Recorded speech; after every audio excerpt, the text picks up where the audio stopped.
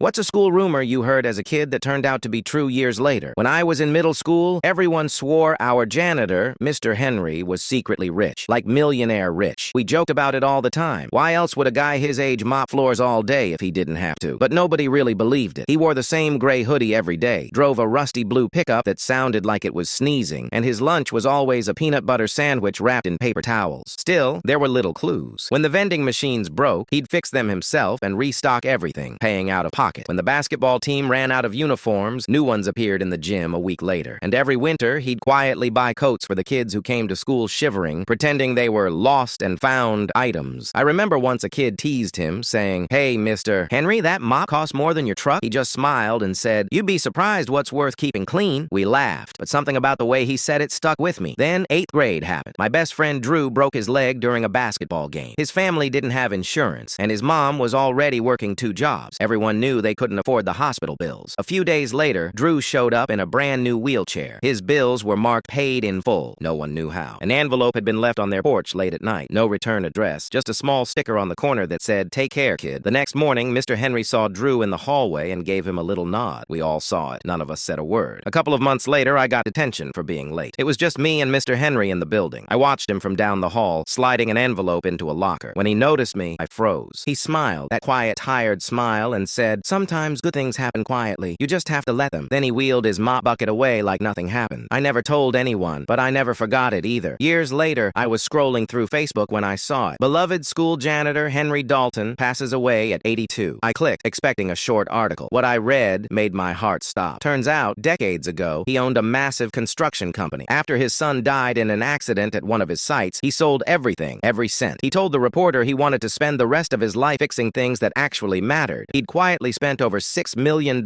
helping students, paying for surgeries, school lunches, scholarships, rent, and tuition, all under fake names. Dozens of former students came forward after his death, realizing he'd helped them too. When I went back home for the memorial, the church was packed wall to wall. Teachers, cafeteria workers, parents, and grown-up kids like me. Every single person had a story. He fixed our car when my dad got laid off. He paid for my braces. He bought my mom groceries when she couldn't afford food. A week later, I got a letter in the mail. The handwriting was shaky but familiar. From Henry Dalton. Inside was a note written on yellow paper that smelled faintly of cleaning supplies. It said, "Hey kid, you once told me you wanted to teach. I hope you made it. If not, maybe this helps." There was a check inside, enough to pay off my last semester of grad school, the one I dropped out of because I couldn't afford it. I sat there for hours holding that letter, crying like a child. We all thought he was just an old janitor with a rusty mop, but he was so much more than that. He didn't just clean the school, he cleaned up people's lives. And the crazy part? No one would have ever known, if not for a rumor that turned out to be true.